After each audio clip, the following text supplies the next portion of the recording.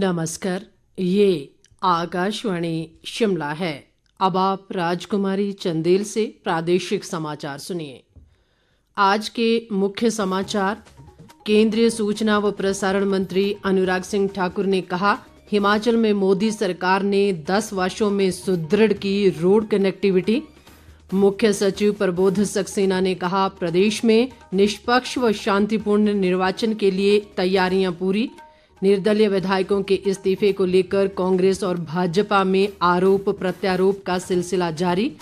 और 1 जून को लोकसभा और विधानसभा के 6 उपचुनावों के दृष्टिगत प्रदेश में रहेगा राजपत्रित अवकाश।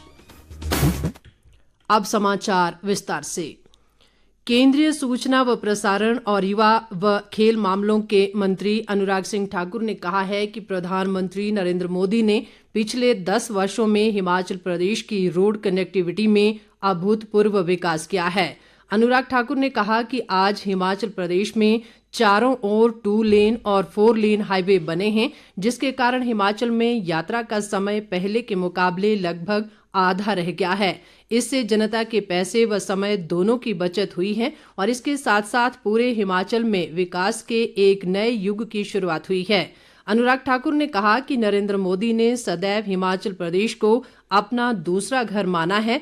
हिमाचल प्रदेश का विकास उनकी प्राथमिकताओं में हमेशा शीर्ष पर रहा है, इसलिए एक छोटे पहाड़ी राज्य को पिछले 10 वर्षों में उन्होंने इतना दिया है जो पहले अकल्पनीय था। उन्होंने कहा कि रेल हो, सड़क हो या हवाई साधन, तीनों में हिमाचल प्रदेश आज बेहद उन्नत है।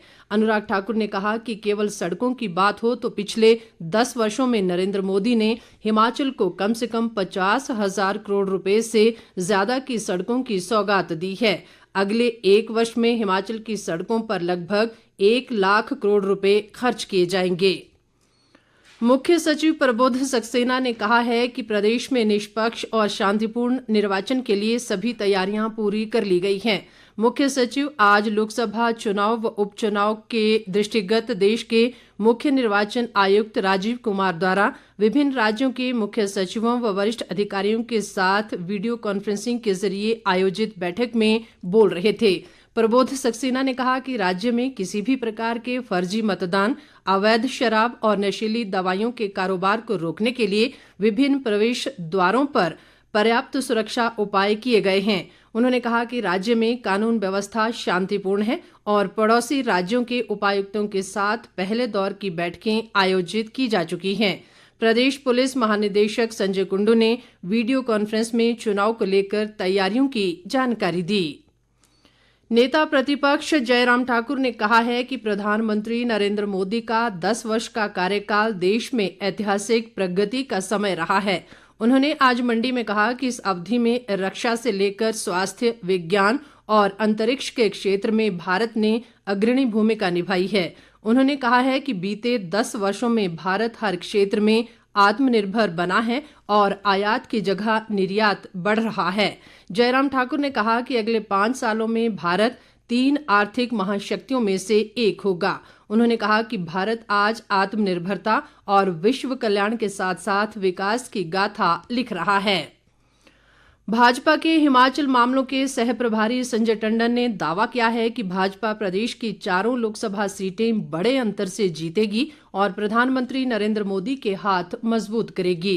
टंडन आज कांगड़ा के नगरोटा सूरिया में जवाली मंडल के पार्टी कार्यकर्ताओं की एक बैठक को संबोधित कर रहे थे। उन्होंने कहा कि केंद्र ने हिमाचल की हर मौके पर मदद की है। उन्होंने कांग्रेस पर केंद्रीय मदद को लेकर लोगों को गुमराह करने का आरोप भी लगाया। बैठक में कार्यकर्ताओं को उनकी जिम्मेदारियों के बारे में जानकारी दी गई।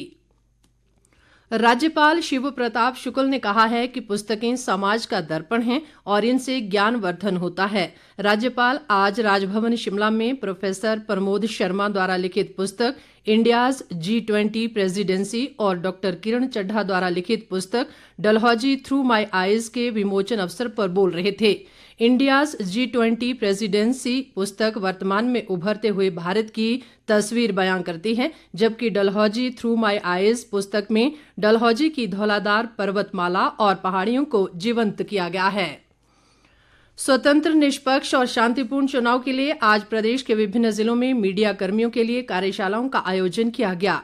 जिला निर्वाचन अधिकारी व ऊना के उपायुक्त जतिन लाल ने ऊना में लोकसभा चुनाव के दृष्टिगत मीडिया कर्मियों के लिए आयोजित कार्यशाला को संबोधित करते हुए कहा कि लोगों को मतदान के लिए प्रेरित करने और जनता तक सही जानकारी पहुंचाने में मीडिया की महत्वपूर्ण भूमिका है। उन्होंने मीडिया प्रतिनिधियों से जिले में स्वतंत्र, निष्पक्ष और शांतिपूर्ण चुनाव के लिए सहयोग का आग्रह किया। उन्होंने कहा कि चुनाव के दौरान मीडिया की जिम्मेदारी कई गुना बढ़ जाती है। लाहौल स्पीति के उपायुक्त व जिला निर्वाचन अधिकारी राहुल कुमार ने केलंग में आयोजित कार्यशाला को संबोधित करते हुए कहा कि प्रिंट और इलेक्ट्रॉनिक मीडिया में बिना प्री सर्टिफिकेशन के राजनीतिक विज्ञापन प्रकाशित करना गैर कानूनी है। उन्होंने कहा कि MCMC centre social media, TV चैनलों व समाचार पत्रों में प्रकाशित होने वाले विज्ञापनों व समाचारों पर कड़ी नजर रख रही है। प्रादेशिक समाचार आकाशवाणी शिमला से प्रसारित किए जा रहे हैं। कांग्रेस नेता व बागवानी मंत्री जगत सिंह नेगी ने दावा किया है कि निर्दलीय विधायकों के इस्तीफों के पीछे भाजपा का दबाव व प्रलोभन है। नेगी ने आज शिमला में एक पत्रकार वार्ता में कहा कि भाजपा अब इन निर्दलीय विधायकों के इस्तीफे स्वीकार करने के लिए राज्यपाल पर भी दबाव बनाने का प्रयास कर रही है। उन्होंने कहा कि भाजपा की इस रणनीति से साफ हो गया है कि उसने प्रदेश में कांग्रेस सरकार को गिराने का असफल प्रयास किया। जगत सिंह नेगी ने कहा कि निर्दलीय विधायकों के इस्तीफे के मामले की विधानसभा अध्यक्ष जांच कर रहे हैं और इसके बाद ही कोई निर्णय लिया जाएगा। उन्होंने ये भी कहा कि भाजपा द्वारा सरकार को अस्थिर करने के प्रयास से प्रदेश में विकास कार्य प्रभावित हुए हैं। प्रदेश भाजपा उपाध्यक्ष व विधायक हंसराज ने आरोप लगाया है कि प्रदेश सरकार विधायकों के साथ बदले की भावना से काम कर रही है। हंसराज ने आज शिमला में एक बयान में कहा कि सरकार किसी विधायक के घर का रास्ता रोक रही है तो किसी के कारोबार को हानि पहुंचाई जा रही है और झूठे मामले बनाए जा रहे हैं। उन्होंने सरकारी मशीनरी के दुरुपयोग का आरोप लगाते हुए कहा कि प्रदेश की जनता इसके लिए कांग्रेस को माफ नहीं करेगी। हंसराज ने ये भी कहा कि निर्दलीय विधायकों के त्यागपत्र इसलिए मंजूर नहीं किए जा रहे हैं क्योंकि कांग्रेस को उपचुनाव में सभी 9 सीटें हार जाने का डर है। उन्होंने ये भी कहा कि निर्दलीयों पर भाजपा की ओर से कोई दबाव नहीं है। उन्होंने कहा कि ये विधायक सरकार में घुटन महसूस कर रहे थे, इसलिए उन्होंने विधानसभा सदस्यता से इस्तीफा दिया।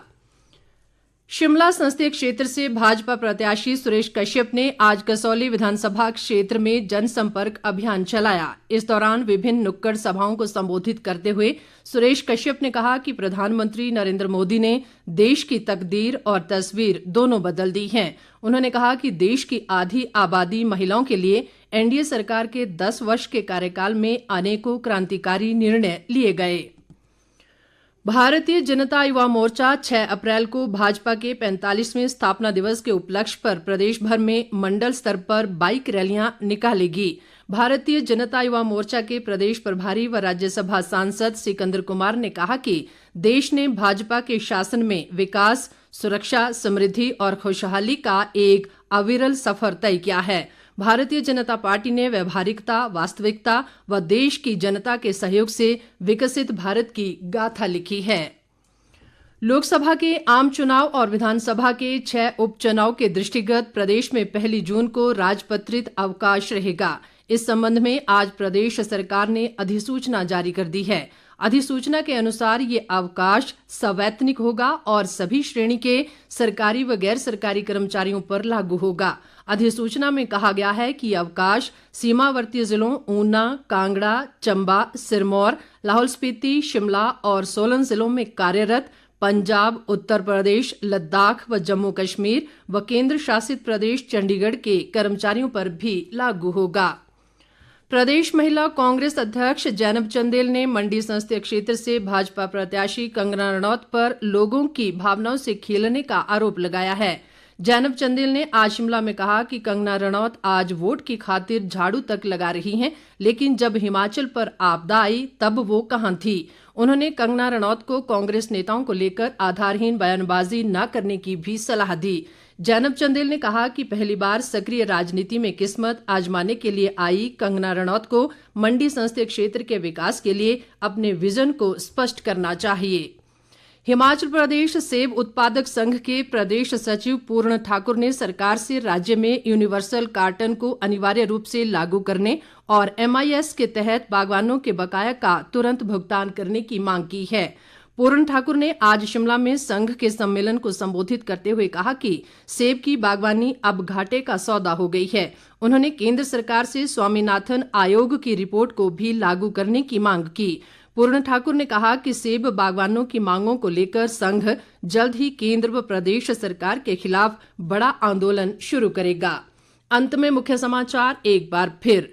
केंद्रीय सूचना व प्रसारण मंत्री अनुराग सिंह ठाकुर ने कहा, हिमाचल में मोदी सरकार ने 10 वर्षों में सुदृढ़ की रोड कनेक्टिविटी। मुख्य सचिव प्रबोध सक्सेना ने कहा, प्रदेश में निष्पक्ष व शांतिपूर्ण निर्वाचन के लिए तैयारियां पूर्ण। निर्दलीय विधायकों के इस्तीफे को लेकर कांग्रेस और भाजपा में आरोप प्रत्यारोप का सिलसिला जारी। और 1 जून को लोकसभा और विधानसभा के 6 उपचुनावों के दृष्टिगत प्रदेश में रहेगा राजपत्रित अवकाश। इसके साथ ही ये समाचार बुलेटिन समाप्त हुआ। नमस्कार।